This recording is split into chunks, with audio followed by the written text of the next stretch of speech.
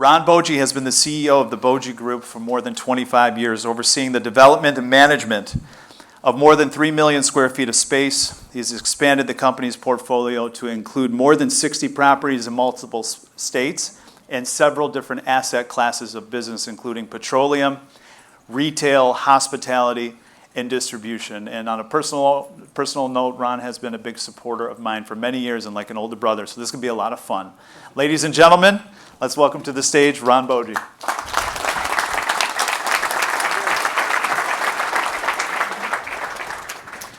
Thank you, Ron. Thank you, Double D. That was a lot of fun. Always good to see you, brother. Yeah, likewise, thank you. So I'll start this conversation, as I start all conversations. We talk about 60 properties, $500 million a year generating in business annually, several different asset classes, a lot of different interests. Why don't you tell us what's new and exciting for the Boji Group? Well, what's new and exciting for the Boji Group is 25 years. So it all started 25 years ago. It actually was a date specific. On May 8th of 1998, my dad had the fortitude, a few other things, and we bought the former Michigan National Tower. And buying the tower really catapulted us to another level. It was also his intuition and his foresight to be able to be in multiple industries. Again, like you said wonderfully, we're in the real estate development industry, which most people know us for our Boji Group, but we're also very big in the distribution industry. United Wholesale, we bought that from Spartan 20 years ago. We're big in the lodging industry. We own 7 hotels across the state of Michigan. We're big in the petroleum industry. We own stations here in Michigan, and as of last week, Minnesota and South Dakota. But most people know us for Boji Group and the real estate development side.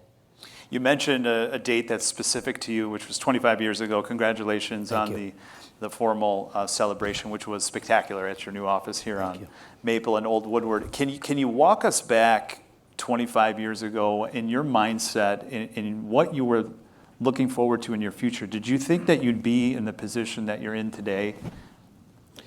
So if you look back in time, I don't think there's anybody here that would sit and say to you, sure, I knew exactly in 25 years I'm going to be this. But if you have a mindset, if you can focus on the goals ahead of you, and I also talk about something very important. When I look in the mirror, I do not just see me. I see the entire team behind me. I've got 2 great friends of mine who drove in here from Lansing today. Eric Rosecrans, who's been with us for over 25 years in the leasing side of things. So that's what takes place. That's what Dad talks about all the time. I'll talk later on about Louisisms, but many of them still resonate today in the real life of what's taking place. But I think if you're focused, I think if you put your efforts, you work hard, your morals and your ethics are everything. And another one thing that we talk about it all the time, your handshake is everything. It's your bond, and you cannot break it. You mentioned having your father having the fortitude 25 years ago. Where were you specifically at? Because you were not a commercial real estate developer. You did not have 600 people working for the company. This didn't happen overnight. So 25 years ago, your dad had the fortitude to call you and say what? So it started after graduating from Michigan State University in 1993 with a construction management degree. And again, Pat Gillespie's here today, and he graduated from Michigan State with us in construction management. There was not development opportunities at that time. So I went to a trusted person, my uncle, our Vicar General of the Chaldean community, Father Manuel Boji. And I said, Uncle, I really don't know what to do right now. He says, there's this opportunity. Why don't you go visit Sacramento, California? And there's a fellow Chaldean family who has a chain of computer stores. And I think they had about 15 at that time. So my dad and I went to Sacramento. Liked what was going on, and I drove my little Ford Mercury Tracer all the way across the United States. And my dad dropped me off there for 1 year. Came back only once. I talked about it in the Chaldean chamber. Lived on a mattress. Lived with no means at all. But got very close to the Lord. Been that way ever since. And then we opened up in December of 1994, 1 year later. They gave me 3 choices. They said you could pick from Grand Rapids, Toledo, or Lansing. I chose Lansing. And never regretted the day. And it's what really catapulted us to the next level, because after having a couple years being inside of one of the retail centers, we bought a building across the street from where we were. Bought a 10,000 square foot building, paid X amount of dollars for it. About a year and a half later, an unsolicited offer came to us for more money than we bought the whole building. It ended up being Rite Aid. So my dad said to me, son, we're not going to take that money and you're not going to split it. I said, Dad, just got married. I've got a 1-year-old daughter, live in an apartment. Please, let me just have my percentage. He said, son, you're going to be with me or you're going to be without me. Make your decision. And I made the decision to be with him because he knew something far greater than I did. He took that money along with every other dollar we had, borrowed dollars, and we bought the former Michigan National Tower. And from that day to today, we've been able to accomplish, again, $500 million in annual sales, 600 employees, now 5 different states, but it all comes from the partners. Really comes from the team and the partners you surround yourself around. What an iconic building in Lansing. It's the Capitol, right next door to the Capitol building. And you mentioned in our previous conversation that we had with each other that when you got there, you were kind of lost in your own building. And it was a chance encounter with Dennis Muchmore that really changed the dynamic of the way you look at partnering with the state, which obviously morphed into your interest and expertise in public-private partnerships. Could you talk a little bit about that chance encounter and how that relationship has helped you build the empire today? So it was a couple months after we had bought the building. I was lost in my own building and didn't have a set of keys that worked. So I'm sitting in the stairwell, finally found a door that was open. Walked right into this gentleman's office as he was sitting there, and I said, look at the sign, little name tag. It said, Dennis Muchmore. I said, Mr. Muchmore, I'm sorry about that. Apologize, but I'm Ron Boji, and I want to make sure that everything's okay with you. He goes, you're lost, aren't you? And I said, yeah, actually I am. He goes, let me tell you something. We sat there for 3 hours. So a little framework of Dennis Muchmore. Muchmore is the lobbyist of Muchmore, Harrington, and Smalley. Dennis eventually became the chief of staff to Governor Snyder and been the director of many different organizations across the state of Michigan. And he said to me in the most interesting mannerism, at that time we were in the basement of the tower. Everybody could hear us all the way up to the 21st floor because Dad and I, when we speak to each other, we're quite passionate. So they would think we were yelling. We were actually talking. This is standard Chaldean way of doing life. So Dennis would say this to me, and I'll never forget it. He says, Ron, you have not bought a bricks and mortar building. You have bought an institutional political landmark. What you do with it is up to you. You could stay in the basement or in any floor in this building and probably do quite well in living your life. But I knew what he was talking about. Understanding what private-public partnerships are all about and understanding the legislators, and the administration, similar to the lady who was here from the MEDC, and how many different opportunities there are, it's astonishing. It's just taking the time and effort to understand it. I think a big part of your success, just based on how much I've followed your career, is your ability to build relationships with people on both sides of the political aisle, people that you may not always agree with, but people that you respect and that also have an equal respect for the way you operate and the way you treat them. This is an event about building relationships. Obviously, you can see that. The commercial real estate is just a little footnote. If you could, for us, give us some examples or some strategies that you implement that have been helpful to you over the years, develop relationships with some important heads of state, governors, presidents. I mean, it's impactful work.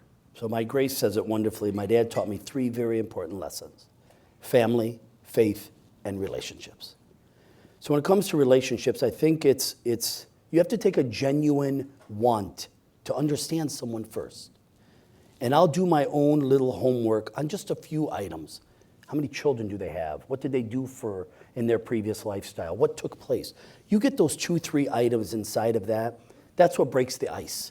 That's what allows you to better understand them as a person.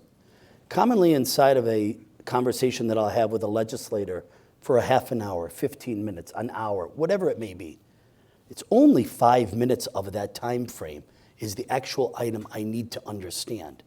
But if I understand the person better, I'll be able to know how to ask the question to them.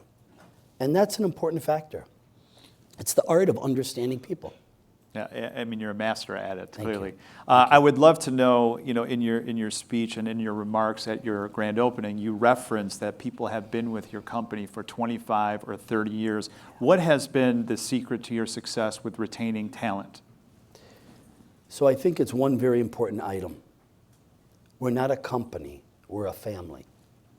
I know that's talked about many times, and you become so big and it's hard to have that family touch. And yes, do I have 600 employees? I do. Do I touch 27 of them? I do. That's the Boji Group world. So yes, I do have a few employees that I'd say you're a completely depreciated asset. You came from the Michigan National Banking Company. You came onto our organization. Actually, one is retiring literally on May 8th of next year. Another gentleman will be retiring in 2 more years. But it's all about the way you treat somebody. I've always had an open door policy.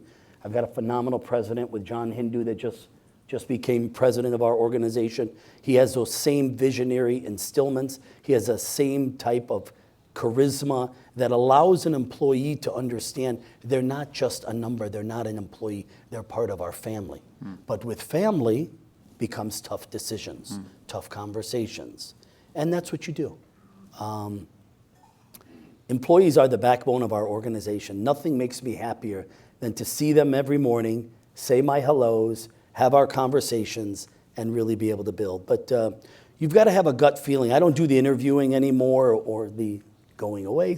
John handles all of that. But I would always remember for the people that I did bring on board that are still with us today, you have a gut feeling inside. There's something in there that you feel just sitting and talking to that person maybe once or twice, and just go with your gut. So it doesn't happen overnight. It's something that takes time, and you trust your instincts. I'd love to ask, I think every time I turn a left on a block, I see your sign everywhere, right? It's Birmingham, Royal Oak, Lansing, Ann Arbor.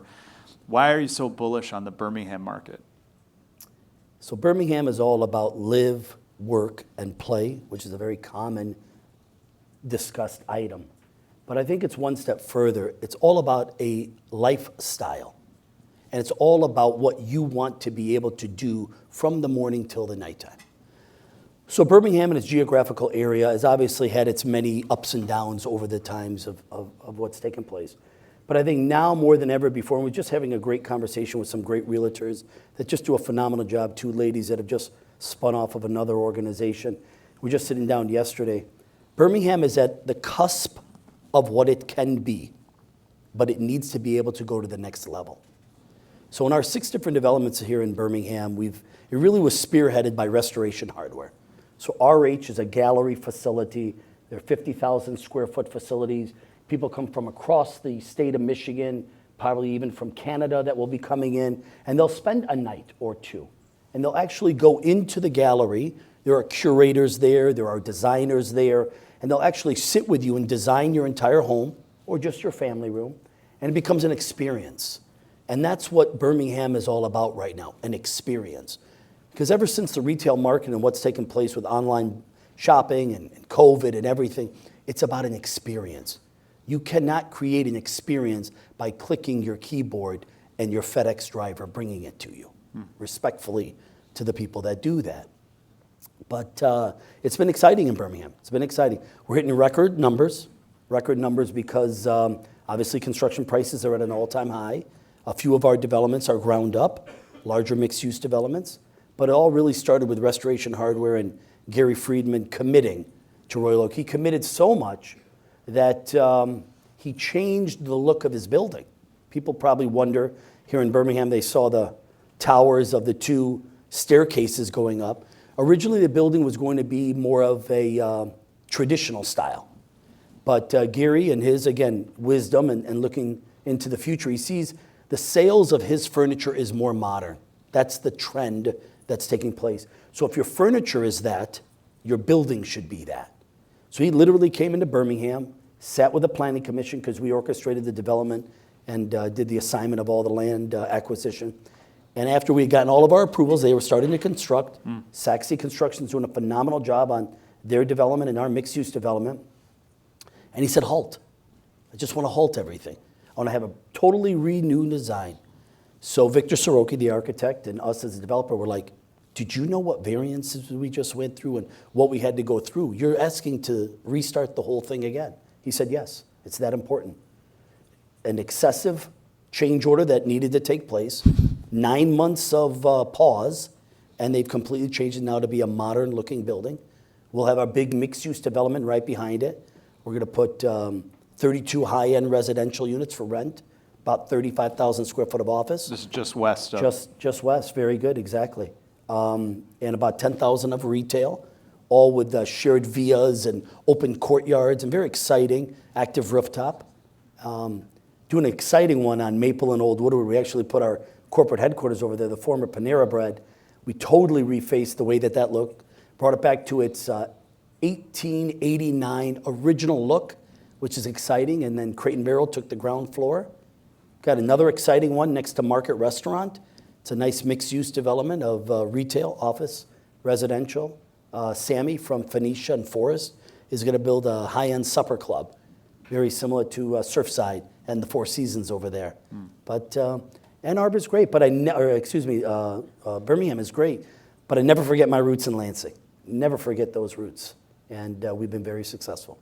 So how do you see things shaping out with the market conditions the way it is, the cost of capital, construction cost? You guys are still eagerly putting shovels in the ground. I mean, these are all new sites coming up in the next 12 to 24 months.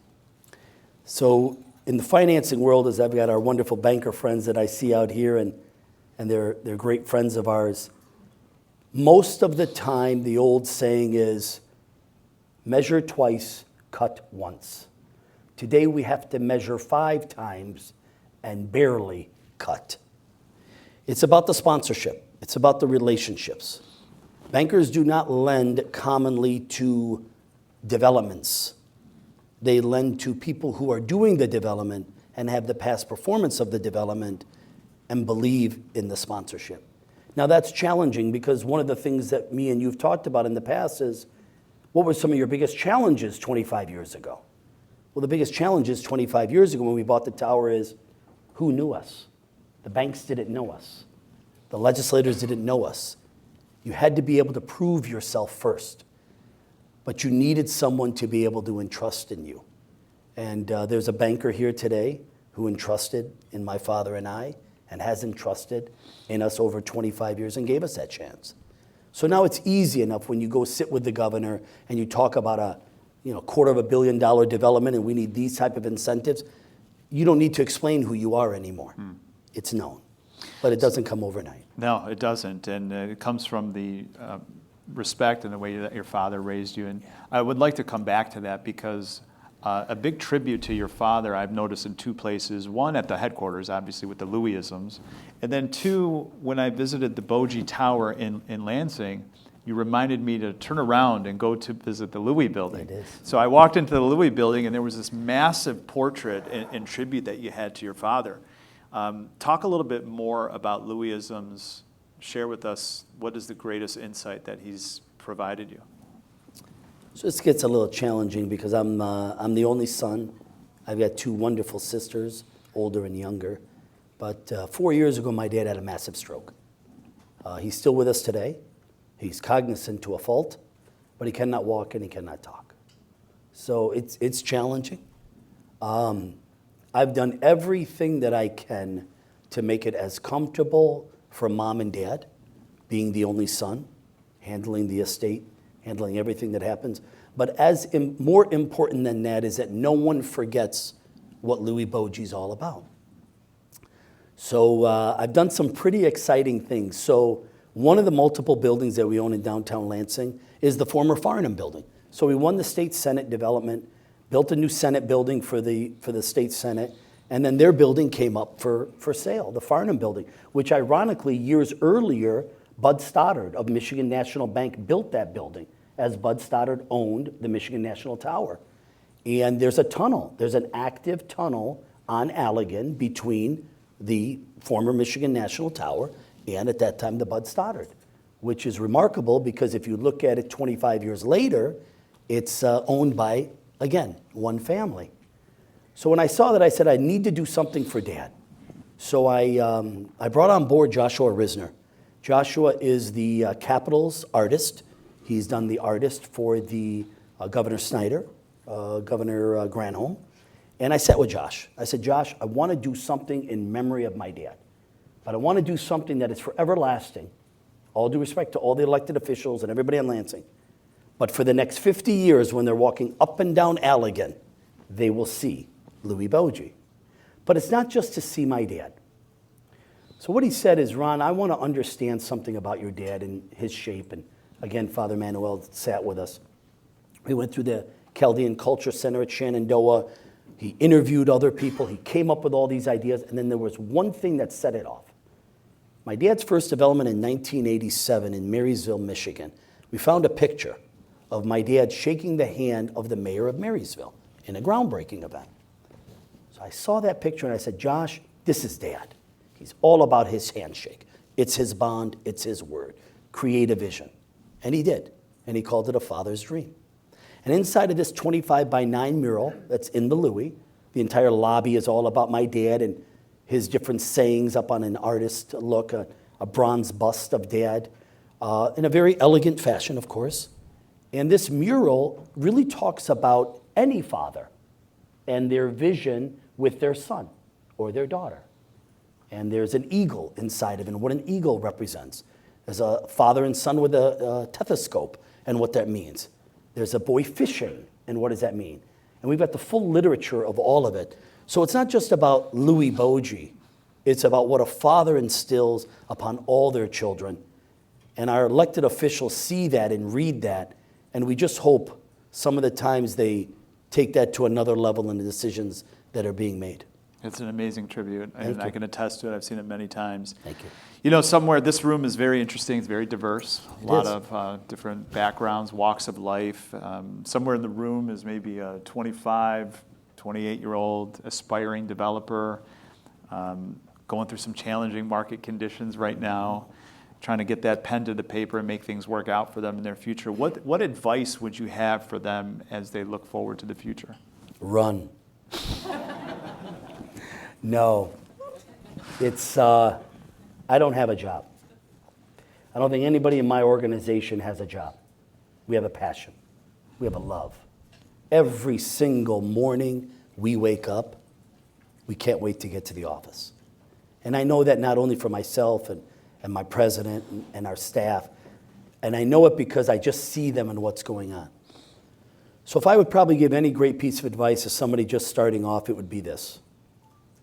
Find the path that you want to get to, whether that is industrial or residential or retail, whatever you think is your niche. Carve the pathway, surround yourself around the right team. Make sure you surround yourself around the right team. And just work hard. Do your homework. Do not be afraid of a mistake. Do not be afraid of a mistake. I know I'm already saying one of them, but one of the great Louisisms is, a mistake is only when you make it twice. It's not the first one. So just continue to work hard. Another item that I would also say, and I'm honored to do it at any time, get wisdom from people who have been doing it. Derek, you do it wonderfully. Again, hats off to you. Knowing you for all these years, you've sat down with my wife and I, and we'll see you at different eateries or different places. And again, you ask questions. A question is never the wrong question. It's never a dumb question. If you don't ask it, then you're wrong. So just continue to get advice as a young person. Find a mentor, and everything will go well. Got a couple minutes left. Do you have any exciting news you want to share with us? So the legislature continues to work diligently in their efforts to try to keep Michigan on a very good path. And we were very fortunate last year to work with Detroit Wayne Integrated Health Network and build, I heard earlier about mental health crisis centers. So Detroit Wayne Integrated Health Network received a $60 million grant, and they did a private-public partnership with us in the city of Detroit off of 7 Mile, just 3 blocks west of the Southfield Freeway, and they're building a brand new 61-bed crisis center. So we've been working very close with the city of Lansing, and If everything goes right, the legislature is looking to make some appropriations to the city. And if so, finally, which creates about a $200 million domino effect, our company, which we've won an open competitive bid, would be the recipients of a brand new Lansing City Hall. And that Lansing City Hall would go inside of one of our very historical buildings, the Masonic Temple building, which we heard earlier in the conversation about how challenging it is to take these older buildings and convert them. We'll take an older building that's the Masonic Temple building, that these long, tall ceilings with auditorium styles, and they can be one beautiful city hall. And then in turn, the current city hall would be a brand new state-of-the-art hotel, which will then allow the convention center to be able to expand and bring more conventions in, because it'll have hotel space and it'll have more space. These are the kind of visionary items that my dad instilled upon me 25 years ago, that I have been able to, with the team that we put into place, to show whether it's banking institutions, legislators, or anybody that we're trying to do something. It's not about one win. It's about multiple wins that happen from the first domino that falls. And that's what we're doing right now in Lansing. One final point. Congratulations. Best of luck on all that. How can this room best serve what you're focused on? How can this room best serve what you're focused on? How could they add value to you? That's a great question. I would think that the best way that they could do it is, everyone is in a specific field here. When I look around, people are in the leasing side, on the banking side, construction side, putting people together as you do. Probably the most important aspect is the relationships that you build with people. This event itself, not for puffery or anything for what you do, Derek, but doing this kind of environment, spending the time and making efforts with others is how you're going to be successful. Because if you think you're walking in the room and you're the smartest person, then you might as well just step back out and leave, because you're never the smartest person. Well, that is all the time we have. Unfortunately, you and I could fill a good hour together. One of the great American success stories, coming over here with nothing and building this. Congratulations to you, to your family. I know your daughter's here and celebrating a big wedding this summer. So congratulations to you all. Ladies and gentlemen, it's my honor to introduce you formally to Ron Boji. Thank you, everybody.